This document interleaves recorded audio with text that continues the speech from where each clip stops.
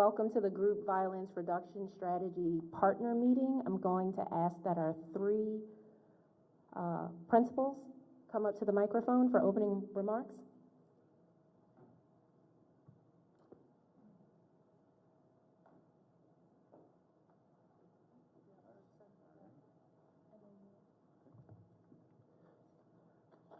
All right, good afternoon, everyone.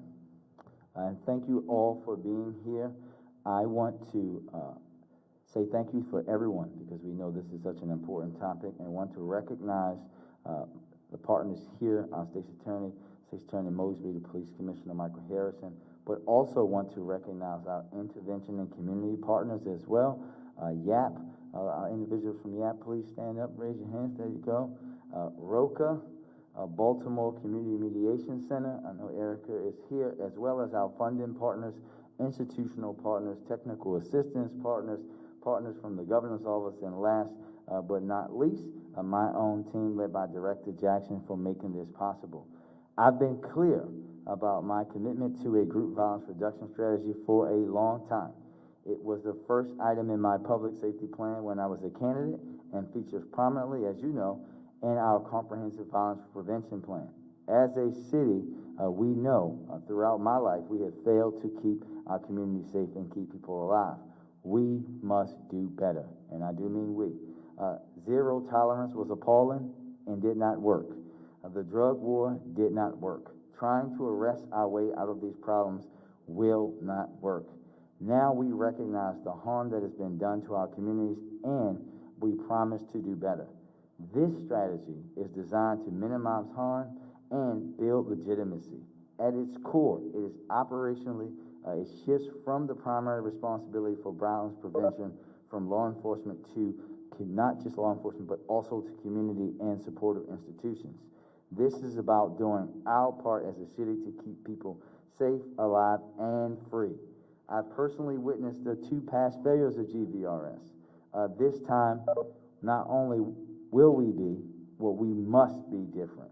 We are not alone. Oakland, another city that's had its challenges with violence, also failed with GVRS twice before getting serious about it the third time and getting it right.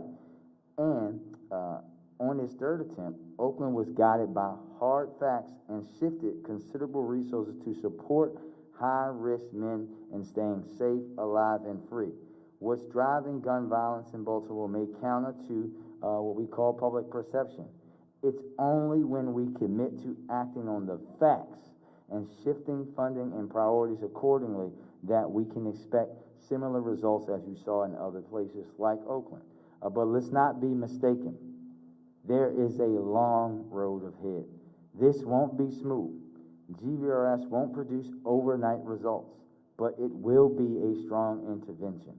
We will start in the Western District. I think all of us here know why we will start in the Western District when you think about the amount of violence that happens in such a small geography, and gradually expand citywide. In a city as big as Baltimore, and with our levels of violence, it will take time, but cities that have done this and stuck with it have gotten significant results. We cannot shortchange our residents, especially our young people. This is about making a lasting difference and building a safer city for the future. Everyone who knows me knows that this is my #1 priority. However, we must also be honest. Even as things get better, there will be bad times and bad incidents. But this time, we won't be distracted or deterred. We will stay the course, maintain focus, and get this right because we know what it will produce on the back end. We know it will make us a safer city. And we need this all-hands-on-deck approach to do this well. Again, thank you to the intervention and community partners who are here, as well as the police commissioner and the state's attorney for their commitment to getting this right. A strategy like this one would not be possible without partnership. And I look forward to working with each of you to build a safer Baltimore brick by brick. And I also want to recognize our acting attorney, U.S. Attorney, Mr. John Lindsay, who is here as well. Together, in partnership, we will build a better Baltimore, brick by brick, person by person, block by block. Thank you. And now I will turn it over to Commissioner Harrison. Thank you so much, Mr. Mayor, and thank you for your leadership as always. We need to call this what it is. The group violence reduction strategy is a deliberate and purposeful departure from past practice. We must acknowledge that past public safety practices have failed to keep our communities safe from violence and harm. I and people like me know we cannot arrest our way out of a culture of violence. The public needs a different kind of policing and different kind of public safety. GVRS is designed to deliver on that demand and represents the Baltimore Police Department's commitment to a comprehensive approach to reducing gun violence in our city, and now aims to address the root cause of our violence. If I can use a short analogy, we are now working to cure a disease rather than our historical approach of treating symptoms. Under my leadership, the BPD recognizes that police legitimacy is central to violence prevention. When legitimacy and community trust increases, violence goes down, and community members are more likely to reach out to law enforcement to support and for support. At a fundamental level, this strategy, which is data-driven, presents an opportunity for BPD to acknowledge past harm and commit to a better, laser-focused, more just, more equitable, and more effective way of policing. My peers across the country agree that GVRS is now universally accepted as a best practice. As gun violence has surged in cities across the nation, my big city chief peers have come to accept unreservedly that GVRS as the most effective strategy to reduce violence. And I fully endorsed it in New Orleans when I was the chief there, and I fully endorse it now. I want to give a special thank you to all of our law enforcement partners at the State's Attorney's Office, our U.S. Attorney's Office, the FBI, DEA, the ATF, our U.S. Marshals, and Department of Justice, and of course, our entire Baltimore Police Department family. And lastly, I want to say a special thank you to Dr. Harold Carter, who is the pastor of this New Shiloh Church, who allowed us to be on this campus today. Thank you, and at this time, I'll turn it over to our State's Attorney. Good afternoon, Mr. Mayor, Mr. Commissioner, Director Jackson, and to the esteemed guests and partners here today. I'm not only honored to come before you along with my colleagues and speak on such an important initiative, but to offer my perspective as a partner committed to ending the scourge of gun violence in our city, the city that we all love. Some of you in this room are relatively new. Others, like me, have been around the block for what feels like 70 years. In the past 7, however, I've attended so many events and have sat down in all too many rooms with partners and experts as we laid out various strategies to curb gun violence in this city, only to be met by constant change in leadership. In my time in office, I've worked with 5 different police commissioners and 4 different mayors. Following the untimely killing of Freddie Gray and subsequent uprising, there was the scathing 163-page Department of Justice report that exposed a pattern and practice of discriminatory policing. The subsequent federal consent decree and dealing with the aftermath of one of the largest police corruption scandals in the history of our country, the Gun Trace Task Force. Coming out of this global pandemic, to say it has been a tumultuous time in Baltimore is an understatement. For far too long, our city has lacked the stability and the consistency that our citizens want and deserve. This time can be different. This time must be different. This time will be different. And here's why. Stability. Mayor Scott, Commissioner Harrison, and I, and Director Jackson, we have a great working relationship. It's not only us that we have a great working relationship, our staff do too. I know that Zai, my communications director, and Michael, my policy director, have been meeting weekly with Nick and Jeremy and Cal and Shantay, Stephanie, Lindsay, Sarah, and so many others. From what they tell me, there is camaraderie that exists on these calls, which is welcome. That camaraderie builds trust. It engenders collaboration. It shows the citizens of Baltimore that we all can work together to solve big problems. I know that Terrence Nash, my head of major investigations, Jim Bledsoe, my deputy of major crimes, Michael Schatzow, my chief who's now leaving and retiring very soon, chief deputy, have also been working diligently with the Baltimore Police Department and the mayor's office and our other partners. It's not just that there is collaboration, and it's not just that we now have stability. The mayor, the commissioner, and I are also philosophically aligned when it comes to tackling crime.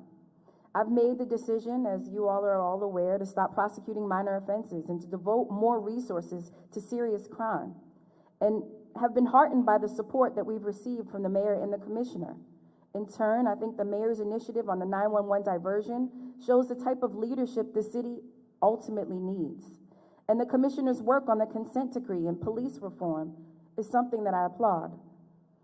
It is that philosophical alignment that carries over to the GVRS. The three of us know that we cannot arrest our way out of the problems or prosecute our way out of gun violence.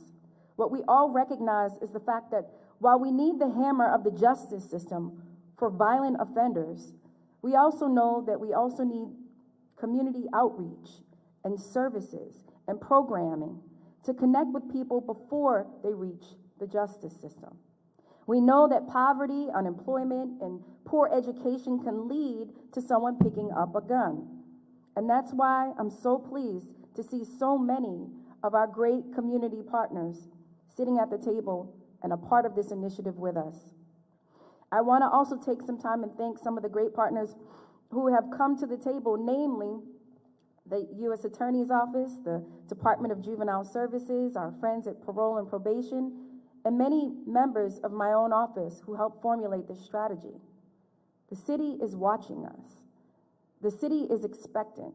The city needs results, and together we have a unique opportunity through collaboration and partnership to not only manifest a reduction in gun violence, but to shift the narrative about our city and to actually save lives.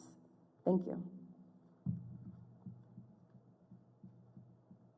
Thank you, Madam State's Attorney. Thank you, Mr. Commissioner, for both of your deep commitment to a group violence reduction strategy, which we know will make Baltimore a safer city. And before I bring up Director Jackson, just want to let everyone know I will be departing for a few minutes. I have to do a big meeting with the Maryland Department of Transportation Secretary and I about improvements to transportation for Baltimore, and then I'll be returning. But now I want to bring up Director Shantay Jackson of the Mayor's Office of Neighborhood Safety and Engagement, who's really been the architect behind getting our group violence reduction strategy off the ground. Madam Director?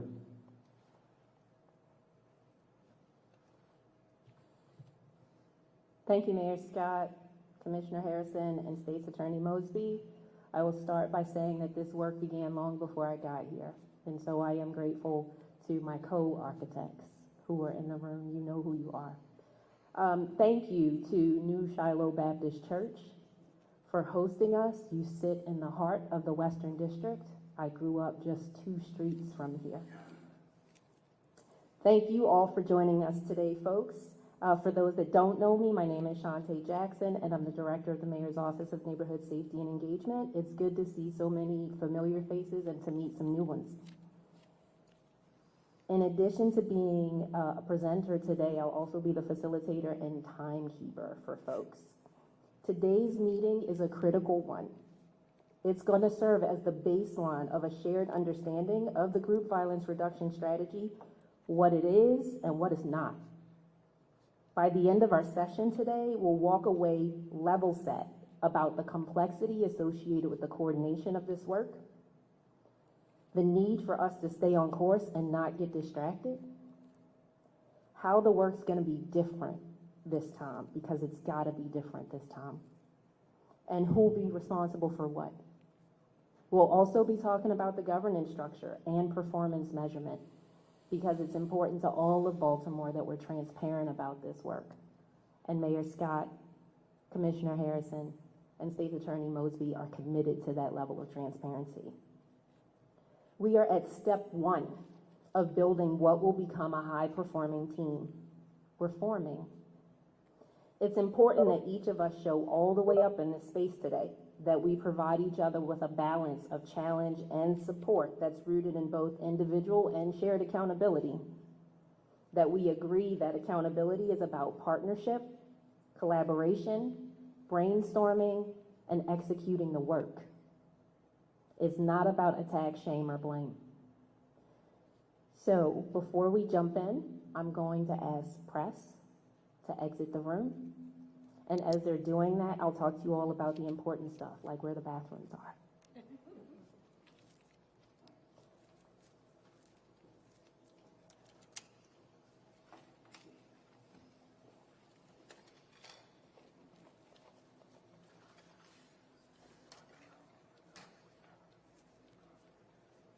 For press who are exiting, there will be a readout of the meeting sent out later today. All right, let's talk about logistics, restrooms.